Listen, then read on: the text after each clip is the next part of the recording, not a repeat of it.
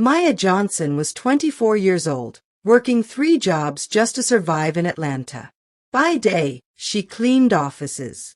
By evening, she worked in a diner. At night, she often helped her aunt run a laundromat. Life was exhausting, but Maya carried herself with quiet pride.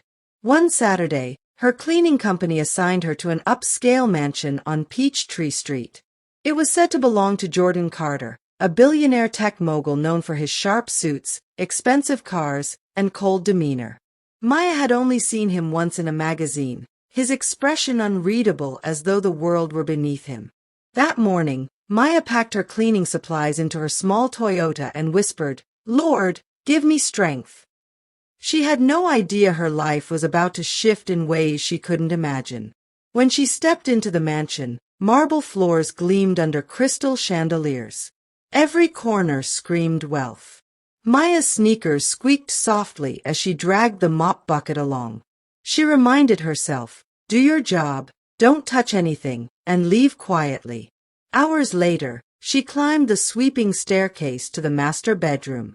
The air smelled faintly of leather and sandalwood. A massive bed with silk sheets dominated the room. Maya chuckled softly, shaking her head. Some people really live like kings. But exhaustion was heavy on her shoulders. She sat down on the edge of the bed, just to rest for 2 minutes. Within moments, her eyelids grew heavy, and before she realized it, she was fast asleep in the billionaire's bed. Jordan Carter returned earlier than expected. A meeting had been canceled, and he wasn't in the mood for boardrooms anyway. His driver dropped him at the mansion, where silence greeted him. He headed upstairs, tugging off his tie. When he pushed open the bedroom door, his steps froze. There on his bed lay a young black woman in a faded cleaning uniform, asleep. Her hair was wrapped in a scarf, her face calm, lips parted slightly in sleep. "What the?" Jordan muttered, his brows knitting. Billionaires weren't accustomed to strangers invading their private space. His first instinct was to call security. But something stopped him. She didn't look like a threat. She looked tired, worn. He stepped closer. A small bottle of disinfectant sat on the nightstand. Her calloused hands were folded against her chest, as if she had collapsed into unconsciousness rather than chosen to nap. Jordan frowned, torn between anger and curiosity. For years, he had been surrounded by polished socialites and greedy investors. Nobody ever looked so real. At that moment, Maya stirred. Her eyes fluttered open, and when she saw him standing over her, she gasped and shot up from the bed. "Oh my God! I'm so sorry, sir. I didn't mean, I was just..." Jordan folded his arms, his deep voice calm but sharp. "You were just sleeping. In my bed." Her cheeks burned. "I'll leave right now. Please don't fire me from the agency. I need this job." Something in her desperation tugged at him. He didn't shout. Instead, he tilted his head. "What's your name?" "Maya. Maya Johnson." And just like that, a story neither of them had planned began. Maya's heart pounded as she fumbled with her cleaning cloth, avoiding his piercing gaze. "Please, sir, I promise it won't happen again. I was just so tired. I didn't even realize I sat down." Jordan raised an eyebrow. "You think exhaustion is an excuse for trespassing into my private space?" "I wasn't trespassing," she whispered. "I was just cleaning, and I slipped." Her voice trembled, though her back stayed straight. "I'm sorry." Jordan studied her for a long moment. Normally, he would have ordered someone out of his house without hesitation. But the way she stood there, trembling yet holding her ground, caught his attention. She wasn't begging for pity. She was simply being honest. "Do you always fall asleep on the job?" he asked, his tone sharp but his eyes curious. "No," Maya shot back quickly, surprising even herself. "I work 3 jobs. I barely sleep at all. That's the truth." But I've never fallen asleep in someone's house before. Just yours. Jordan smirked faintly, amused despite himself. Lucky me. Maya flushed, clutching her mop handle like a shield. Please don't report me. I need this. I'm just trying to survive. For the first time in years, Jordan felt his chest tighten, not in annoyance, but in something almost like empathy. He waved his hand toward the door. Finish your work. And next time, try not to confuse my bed for a nap spot. Maya bowed her head, murmured another apology, and quickly busied herself scrubbing the marble floor. Jordan lingered for a moment, then left the room. But as he walked down the hall, he realized something strange. He couldn't stop thinking about the cleaner who had dared to sleep in his bed. By the next week, the incident had spread among the mansion staff. The chauffeur whispered about it to the chef, who whispered it to the housekeeper. Did you hear? The new girl fell asleep in Mr. Carter's bed. And he didn't fire her. Maya felt the stares every time she entered the house. Some smirked. Others sneered. One housemaid, Rochelle, leaned close and hissed, "Girl, you better watch yourself. Men like him don't look at girls like us unless they want something temporary." Maya stiffened. I don't want anything from him. I just want to do my job. But even she couldn't deny the strange pull she felt whenever Jordan walked into the room.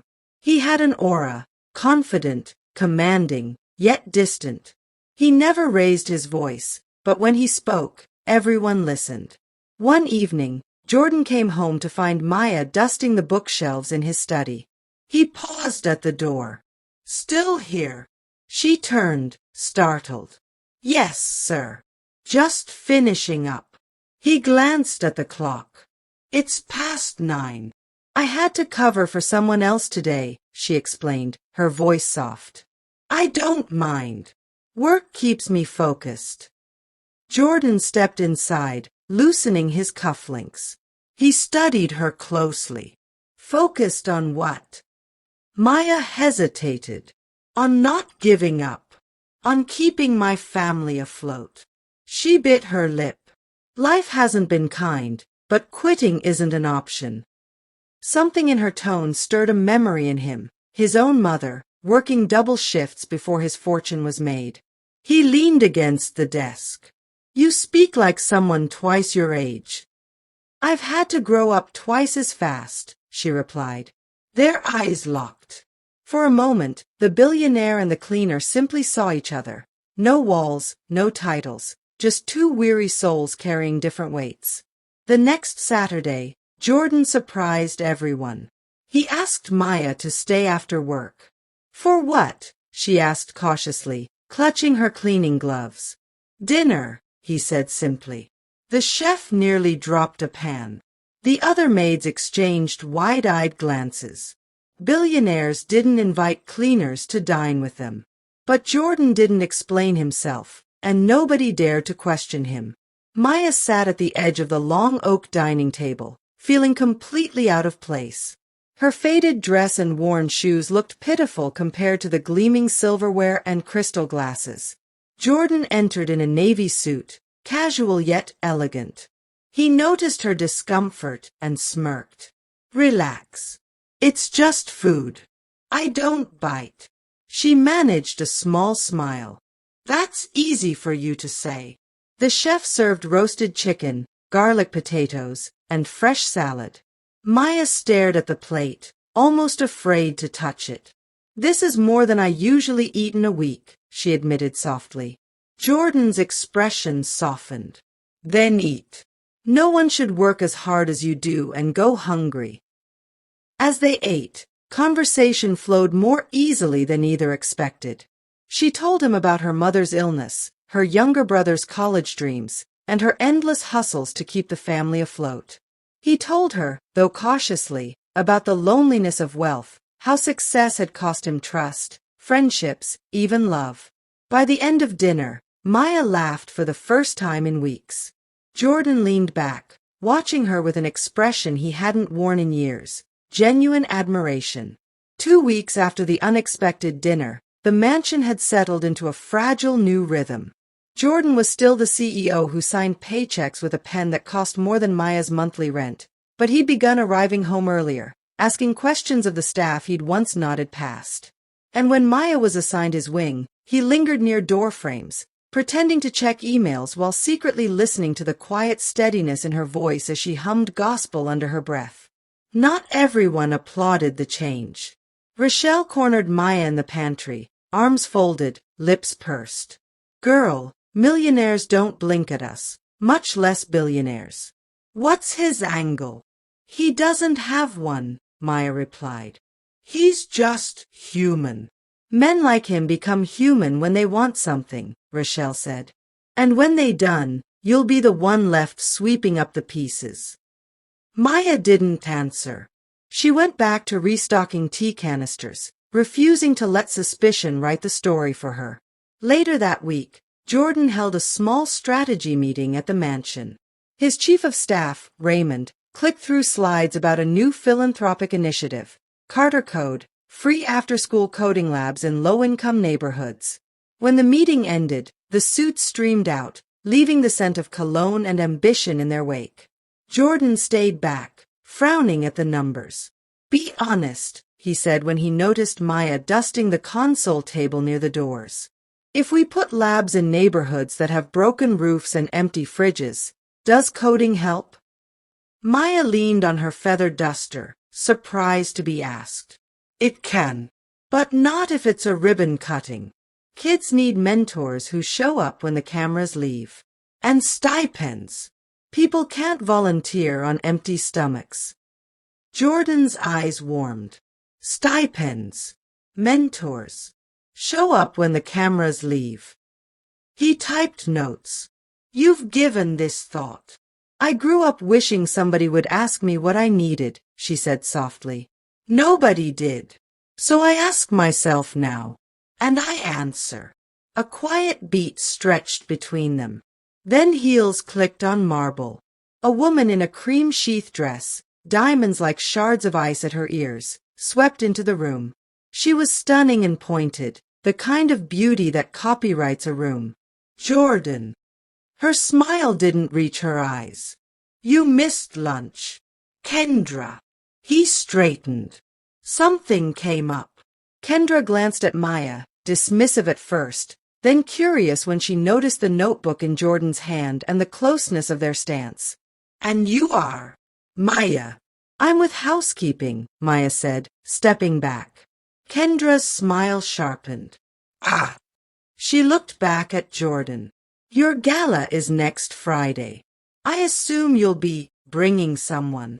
Her gaze slid to Maya like a blade concealed in silk. "No," Jordan said, something firm in his tone. "I'll be working the room. It's a fundraising night." Kendra's lashes lowered. "Well, try not to confuse your initiatives." She turned to leave, perfume trailing like a warning. When the door closed, Maya exhaled. "I should finish upstairs." Jordan studied her. "You don't have to shrink because someone else uses the whole room." "I'm not shrinking," she said.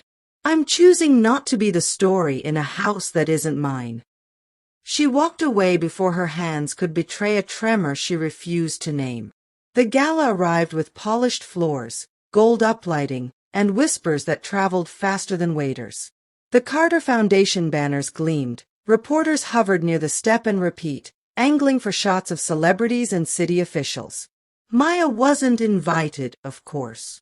She finished a late shift at the diner, taped her shoes with clear nail polish to seal a crack, and planned to sleep 5 hours before her Sunday rotation at the mansion. But fate loves a left turn. 10:30, a bus stalled on Peachtree. The driver waved everyone off. Maya began the long walk home, hugging her coat against the wind. As she passed the hotel hosting the gala, she saw a delivery van fishtail near an alley. The rear door popped, trays sliding toward the ground. "Wait!" she shouted, sprinting forward. She caught a swaying tower of mini tarts with both palms. The catering captain burst out of the door, hairpins loosened, panic blooming. Oh God, If we lose the dessert display, the foundation director is going to. Where do you need them? Maya asked, breathless. 2 minutes later, she carried trays up the service elevator, through a corridor that smelled like rosemary and stress, and into the ballroom side door. The captain pushed her through with a frantic thank you and a spare catering apron. Can you help plate? We're 2 hands short. Maya tied the apron and flowed into the storm, slipping between white-clothed tables, refilling water glasses, stacking saucers, catching sighs with quick nods. She had worked enough banquets to become a ghost and a glue at once. Near midnight, Jordan stood at the podium, thanking donors. Carter Code is a promise, he said, voice low and steady. Not a photo op. We'll be where we say we'll be, when we say we'll be there. Kendra smiled at the front table, a hand light on the arm of Councilman Reeves. Cameras clicked.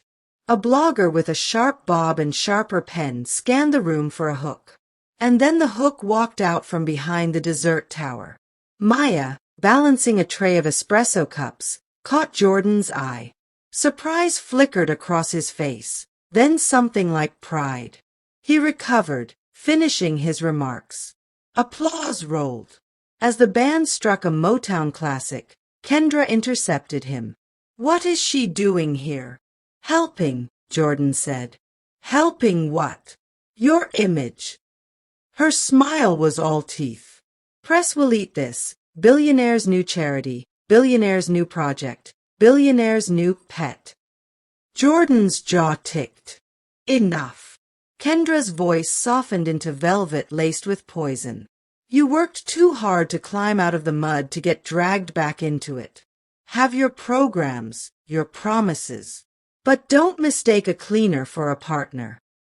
Something in Jordan's face shuddered. We're done here, Kendra. She blinked, stunned by the quiet finality. Reporters noticed their posture, zoomed lenses humming. Back at the dessert station, the catering captain squeezed Maya's hand. You saved us. Take 5. She pressed a drink into Maya's palm, just soda, fizz singing. There's a balcony through that door. Maya slipped outside. Atlanta's night lights glittered. She took one deep, grateful breath, then heard a soft click. The balcony door had swung shut and locked. She laughed despite herself, a small, ridiculous sound. Of course. Inside, the blogger's headline had already begun to write itself. Outside, Maya traced constellations in street lamps. Minutes later, the door opened. Jordan stepped through, calculator mind and guarded heart, holding 2 paper napkins like peace flags. You have a talent for appearing wherever my life is most complicated, he said. I have a talent for being where work needs doing, Maya replied. They stood in the winter air, breath blooming. The city hummed below like a low-tuned choir. People will talk, he said at last. They already do, she answered. But talk isn't truth. He studied her profile. What is the truth, Maya? She turned to him, eyes steady. That I fell asleep in your bed because I was exhausted, not entitled. That you fed me dinner because you were lonely, not predatory. That we keep meeting in rooms built for other people and finding our own corner in them. But truth doesn't ask for a headline. It just asks to be lived. Jordan exhaled, a sound that might have been a laugh if it hadn't been so tired. You make it sound simple. It's not, she said. It's just clear. The door opened again, admitting the cold and the blogger, whose eyes widened at the tableau. She lifted her phone just as security stepped between them. The moment fractured, scattered like glass. By morning, the internet had a narrative. It was wrong, loud, and sticky. The first call came at 7:12 a.m., while Maya folded towels at the laundromat with her aunt, Dolores. Baby, you trending, Auntie said, showing a grainy photo, Billionaire and the bed girl. The caption wasn't kind. Maya felt heat climb her neck. I was working. Let them say what they want, Aunt Dolores murmured. You mind your hands. We've survived worse than gossip. At the mansion, Raymond hovered outside Jordan's office with the morning deck. Do we respond, sir? To what? Jordan didn't look up. The insinuations. It's everywhere. Jordan scrolled once, saw the photos, the balcony, the side profile, Kendra's manufactured shock on a carpet of gold light. He set the phone down. No statements. We do the work. PR will have a stroke. They'll live. An hour later, Jordan parked in front of a shuttered rec center on the south side, sleeves rolled, laptop in a canvas bag for once instead of leather. Kids peeked from porches. Mothers stood with arms folded, skeptical. Maya, called by a number she'd never saved under his name, arrived with a tote of church basement coffee urns and a shy smile. Thought you could use the help, she said.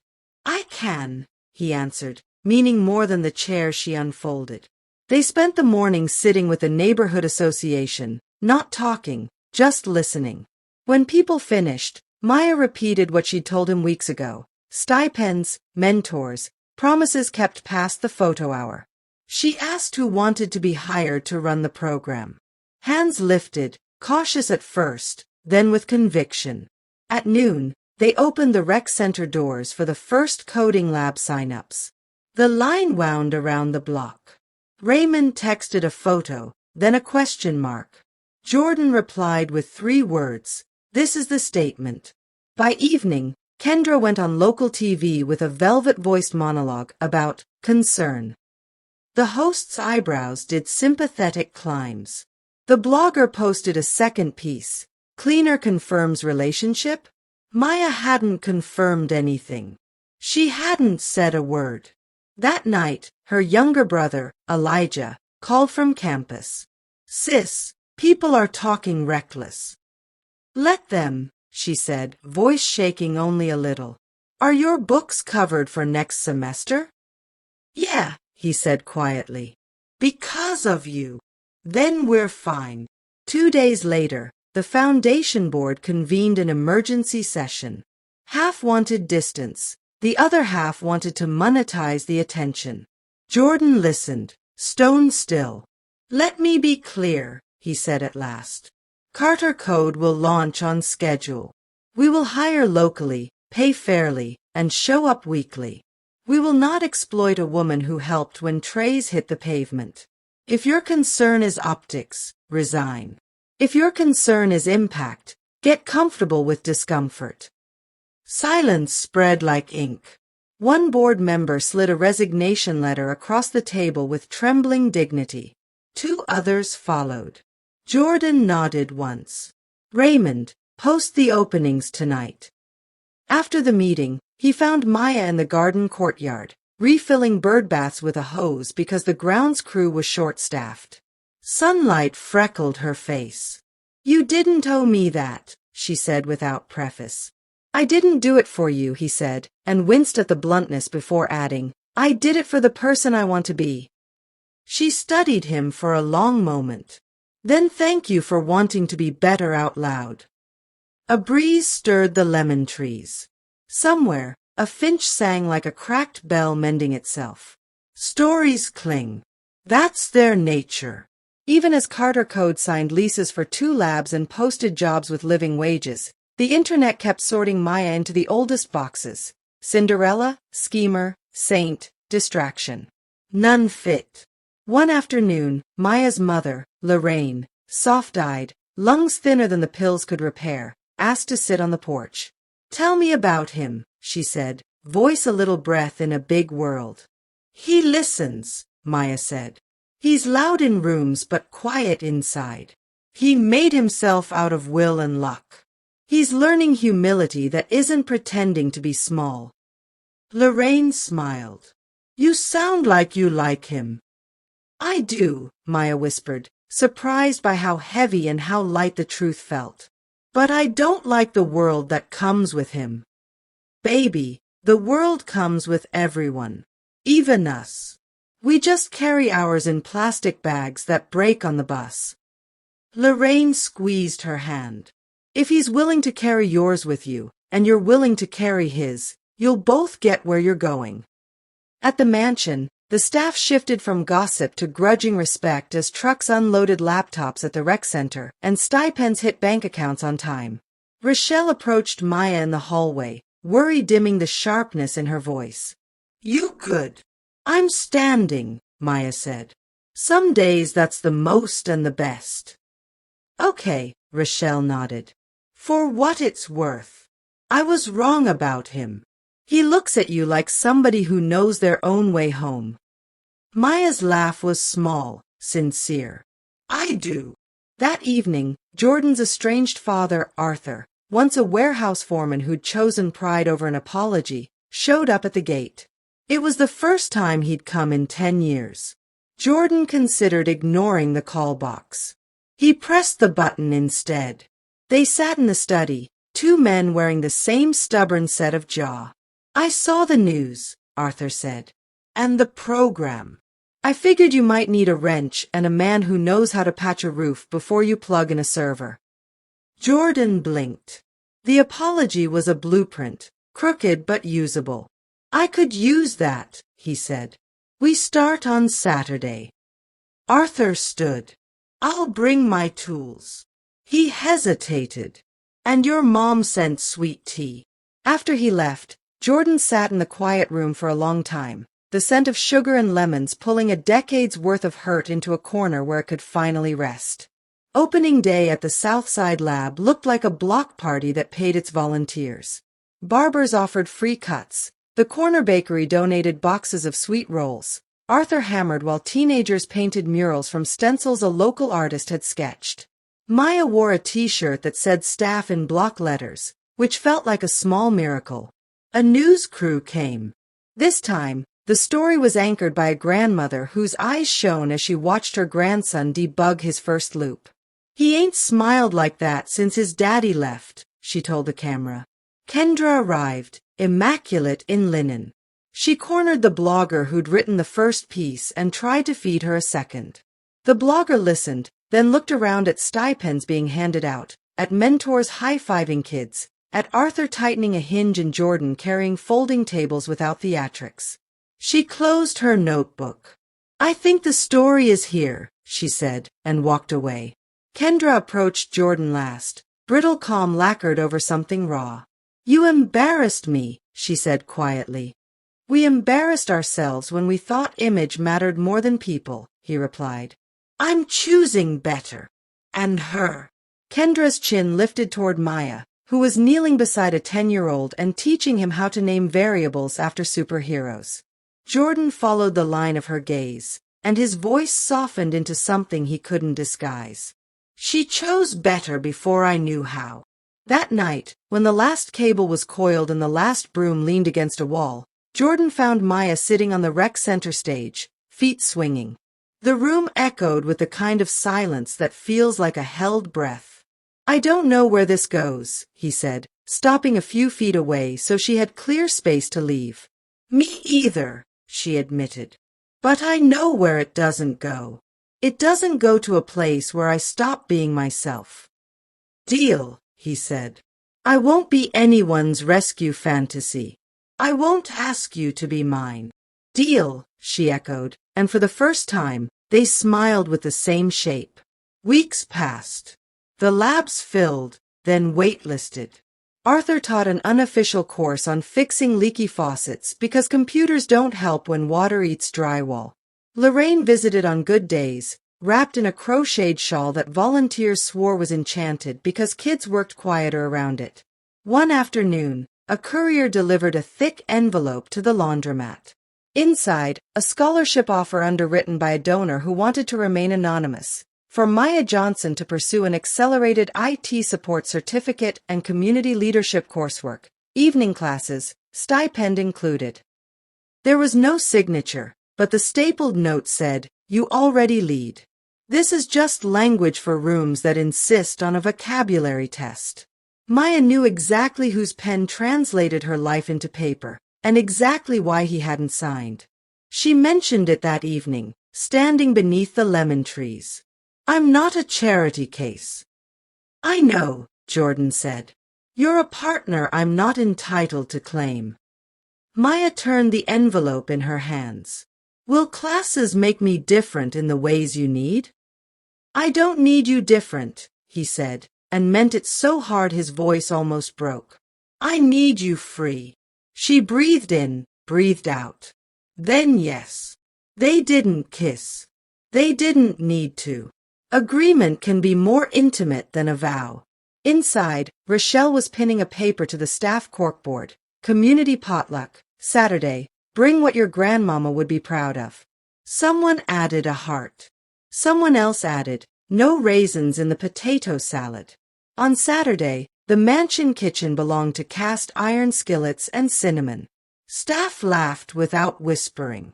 Jordan brought a store-bought pie and was booed on sight, then forgiven when he confessed he didn't know the difference between nutmeg and whatever smelled like Christmas. Maya taught him how to fold cornbread batter like a prayer. Don't fight it, she said, guiding his wrist. Let the air do part of the work. I'm learning, he murmured. Good. She smiled. I like you better when you do. Spring came like a benediction. The city softened. The internet, always hungry, moved on. Carter code was boring in the best way. Students showing up, mentors cashing checks, parents texting thank yous in the middle of the night after a child debugged not just a loop but a fear. On a quiet Sunday, Maya finished her shift and wandered up the grand staircase with fresh linens. The master bedroom still smelled faintly of sandalwood. She stood at the edge of the bed, his bed, the site of her most public mistake and the private hinge upon which her life had swung. Jordan appeared in the doorway and stopped. Déjà vu. Sort of. She smoothed a pillowcase, then looked up. I used to be embarrassed when I remembered that day. Now I'm grateful. For what? For being human where someone could see it, she said. For sleeping when I needed sleep. For waking up and telling the truth. He stepped closer, careful as a man approaching a wild creature he hoped would choose to stay. I've been thinking about titles. Mr. Carter, she teased, we are not putting bedgirl on any business card. He laughed, head tipped back, unguarded. Not those titles. Job titles. There's a role the foundation needs, Director of Community Implementation. It's long hours and honest fights. It pays enough that Elijah never has to pick between labs and lunch. It comes with benefits that keep your mama's medicine steady. It reports to me, but it answers to people who don't live in houses like this. Maya swallowed.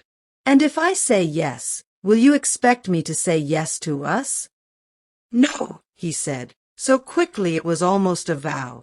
I expect you to do the work and hold me accountable when I forget who we promised to be. If one day you also choose me, then it'll be because it makes us both freer, not smaller. She looked down at the bed, at the imprint of a sleep that had cost her shame and given her a life. Then she looked up. I'll take the job, she said. And I'll take you to dinner. My pick. No linen napkins. Just a booth, 2 forks, and a slice of pecan pie we share like we're broke. He grinned. That sounds like wealth to me. They walked downstairs together, not touching, not needing to prove anything to anyone. In the foyer, staff were stringing paper cranes for a volunteer appreciation night. Rochelle handed Maya a stapler without comment. Raymond passed Jordan a box of twinkle lights like it was the most natural thing in the world. Later, when the house was quiet and the city had folded itself into sleep, Maya paused at the threshold of the bedroom. She looked at the bed one last time, then flicked off the light. Somewhere beyond the window, a siren wailed and faded. Somewhere across town, a server hummed.